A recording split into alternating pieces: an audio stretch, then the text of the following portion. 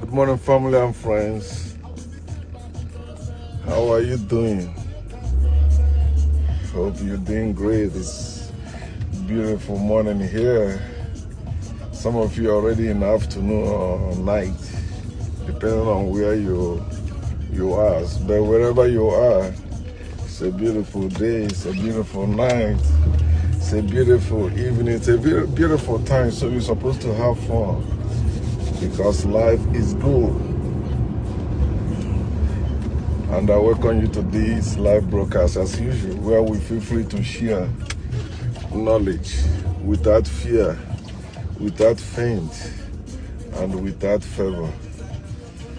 Because knowledge is the greatest. We need knowledge. Knowledge is science. That's what we know is what is called science. What we know is what is called science.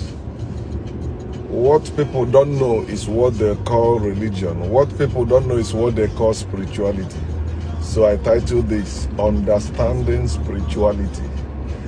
I've been speaking on that, so I just want to elaborate on it, try to throw more light, because I found out that many people are still confused about spirituality. They think they are spiritual or they have spirituality, then they are against religion, but both of them are the same shit in different toilets. Religion and spirituality, they are the same shit in different toilets. I made that example that religion is like a public bus and the spirituality is like a private car or private bus. They are the same thing, but is maybe how they made it. Religion is an organized spirituality. Yeah, religion is an organized spirituality, while spirituality is not organized. It's unorganized religion. In other words, in Christianity, you are free to worship whatever you want or to believe whatever. So people have different perspectives. They have different ideas, different ways of worship, different way of doing things they believe is working for them, which I use as an example. You see, some people, they believe they don't eat a monkey. Some people believe they don't eat snake. And they believe that those animals communicated with them. That's why they declare them sacred. But all animals are animals. They are the same thing. Just like among us human, no one is sacred and the other one is not. No, we all are the same. We are equal. We all are equal as humans. Then you may know something that I don't know. That doesn't make me lesser human than you, and that doesn't make you higher human than me. That doesn't make you sacred and me not sacred. We are the same. Do you get it now, or are you getting it now? Okay, so spirituality. Our people, like Igbo people, says ndị na-agọ mmụọ, ịgọ mmụọ, and I hear or see some Christians mocking African traditionalists, saying that they are worshiping spirit. That's the ha na-agọ mmụọ. Because they are ignorant. Christians are ignorant, of course. Ịgọ mmụọ, whoever started the Christianity, which are the Romans, you remember, religion copied from African spirituality, African culture. I mean, ancient Africa, because when we say African spirituality, African culture, when you say African, so it's like you're talking about the Africans we know today, but I'm talking about the ancient Africans. Ancient Africa or Africans is the foundation for Christianity, for Islam, for Judaism. They copied from them. The first to copy from Africa, ancient Africans, was Judaism. You know, Judaism is the mother of Christianity and the Islam. That's why they have Abraham as their father. So you should understand that the Jewish are the ones behind the Bible and the Quran. That's why they connected it to Torah, so that,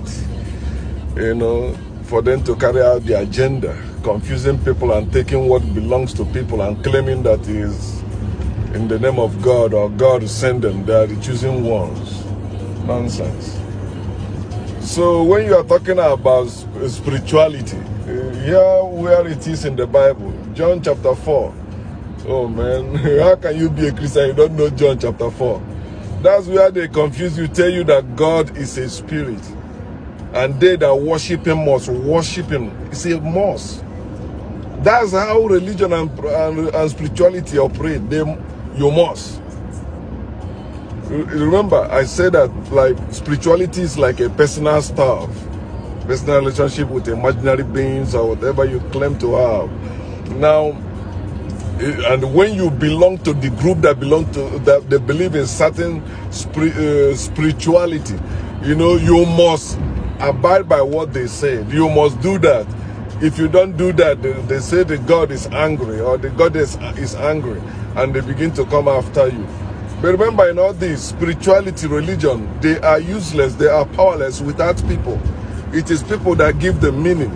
It is people that give them power. It is people that give them, make them useful. Without people, have you seen any god or goddess that just went and acted on their own? No, they always use people. They always say, people always say, God sent me, God has sent me, God said this, God has said this. Know that if you are natural, you don't need to operate with any spiritual being. Let spiritual beings operate with spiritual beings, and let natural beings operate with natural beings. Do you get that? Like begets like. You can't be spiritual and natural at the same time. I remember as a Christian, I used to preach that nonsense. I said, as a born again Christian, you have two nature, the spiritual nature and the physical. So I used to preach that as a Christian too, when I was a minister of the gospel. But it's nonsense. We copy because he said you must be born again. You must be born of the Spirit. I don't need to be born again. I need to be born once. And if I die, I need to born once again. It's one natural birth. It has nothing to do with spirit, any spirit or spirituality. We are the spirit. You can see spirit, you can touch spirit. Spirit is not invisible. It is men, wicked men are that make spirit invisible. No, we are the real spirits. We are visible. We are not invisible. It's when they cannot, you know, defend their lives or their beliefs, they tell you it's invisible. You need a spiritual eyes to see it. You need to know. And when you hear people talking about the third eye, they're talking about the brain, period. Brain is the way you connect to the universe. That's the way you connect to the universe. That's why when you see other nature of the other part or nature of the universe, you can relate with them because you have your brain. You can relate with the animals and the other because you have your brain. But when you don't use your brain, that's when you activate the religion mode or spirituality mode. You begin to operate that way because it's out of ignorance men created religion or spirituality. And spirituality is a cult, just as religion is a cult. They don't give everybody access to it, but when it's talking about science, knowledge, everyone gain access to it, just like the sun. Sun is not religion. Sun is not spirituality. Sun is the truth. Sun, you see, the truth is there, factual truth. The knowledge of it is for everyone. But not so in religion, in spirituality, they hoard knowledge. They say, no, it's not for everyone. You have to be the chosen one, or you have to join the chosen ones for you to have it. You don't need to join anyone or anything to enjoy the sun. That's how it's supposed to be. So when you're talking about spirituality, you're talking about worshiping spirit, or you say you're communicating with spirits, especially when you say spirit of the dead. Why are you communicating with the spirit of the dead when you are alive? What concerns the living and the dead? What do you want to learn from the dead that you cannot use your brain to learn? Tell me. What do you need your dead father to come talk to you about? What? That means you're not using your brain. Use your brain. What is the essence of you having brain? Then if you need religion or spirituality, then you don't need brain. And that's why they hate you.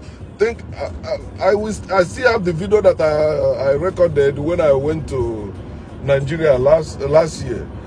No, one of the elders I was questioning, There was a part I get, he say, man, this your question is like you try to put me down. But I said, no, that's why I'm asking question. I need to know. So as an elderly person, you need to give me answer. Not if you don't have answer, then you say, I'm not asking the right. No, I know what I'm asking. I did not come from America to Africa just to run my mouth or just record nonsense. No, I want our people to know the whole truth, not just some truth. Know the whole truth. We don't need to know just a truth. We need to know the whole truth. We don't need to know the part of the truth. We need to know the whole truth. Spirituality is out of ignorance and fear. If you can understand it. Remember, I am not against African spirituality. I always tell our people, instead of you having religion which is foreign to Africa, then why not you have the African spirituality? It's better for Africans to have African spirituality. I am not against African spirituality or calling it evil or no. It will work for you if you believe it, but in reality it's not helping us as a people. It's not even helping you as individual. What can you do with spirituality? I've been asking anybody that debate or want to argue on spirituality. Tell me one tangible thing. I didn't say tell me what spirituality. I said tell me one tangible. One tangible thing you can do in this world with spirituality. If spirituality works, you don't need to go to any school to learn anything. You don't need it. And if we work as good people, as people that love or that care about each other, we don't even need schools as we need to like paying for it. No, we teach each other. What you know, if I say I need to know it, you teach me that. You don't tell me no, it's a spiritual thing. Oh, I cannot know it. You know, I said to that native doctor, one of the native doctors I met in my village, I said, why are you not teaching this to people? You're telling me your ancestor, your forefather did it, so you are the one that are not doing it. No, you're supposed to. That's why I say learn from the medical doctors. You must not be called or choosing to become a doctor. You can go to school and become a doctor. Just go to school, that's it. Because people teach it. And that's what kills Africans, spirituality. Instead of teaching the knowledge they have to people, they begin to spiritualize it. No, it's a spiritual thing you cannot know. Who say you cannot know it? Your brain is the highest thing you need in this world. If your brain is the only thing you need, I mean you have, you will go beyond the sky. The sky will never be your limit. You will do greater things because your brain is what will help you, or what you will use to think for yourself and know when somebody is lying to you. See, most time people dupe you or people maybe deceive you is because you did not use your brain. You did not use your head. They get you to the realm of believing without seeing. Just believe without seeing. I have seen it. You don't need to see it yourself. Just believe. Believe what I say. That's how it works. No. When we teach knowledge, when we teach it to many people, if they kill you, somebody else have it. That's how things stays. And that, you see, Africa, they lost their powers because the people that have it did not teach even their children. They are what they say is only the firstborn they will teach it, or the one they love, only one. No, teach it to all your children. Teach it to all people around you. But that's part of wickedness I see. When you hoard knowledge, when you hoard truth, you don't need to hoard it. You don't need to keep it to yourself. All the knowledge in this world belongs to all of us in this world. And anyone that is available or want to learn something, if you know, you should teach that person free of charge. Not all this, okay, bring goat, bring chicken, bring money, bring this. For you to do what? And you say spirituality, you say you're communicating to nature with this, and you still pouring blood and all that. What nonsense is that? Think about it, and you say it's a spiritual stuff. You say you are a spiritual being. How can you be a spiritual being and yet you are limited somehow? Spirits are not limited. If we take spirit as what they tell us is to be, no, spirit, human is spirit. Life is another word for life is spirit. And your human life is visible. It's not invisible. I've been saying that it's not any God in you. You are the God. Look at the mirror, you see God. It's not any spirit in you. You are the spirit. You can see spirit, you can touch spirit, you can feel spirit. If you cannot see it, if you cannot hear it, but they say you should worship it, that's idol, that's man-made. Man made up spirituality, man made up religion. That's why it's not everybody that can understand it. But when it comes to factual truth, I still use again the Son, the perfect example of what I'm saying, the Son. Everybody, even a toddler, no, a baby you just give birth today is happy because of the Son already, because they can relate to it. Understanding spirituality is very important. It cannot help you in time of need. It cannot solve your problem. You are the one that have to use your brain to solve your problem. And when you refuse to use your brain, that's when you become a victim of all these criminals you call Dibias and the men of God. You see them fighting. All of them claim to have power, both the pastors and the Dibias. But see the condition of even their own family, see their condition. They are suffering. And they say they have power. Which power? That power is useless.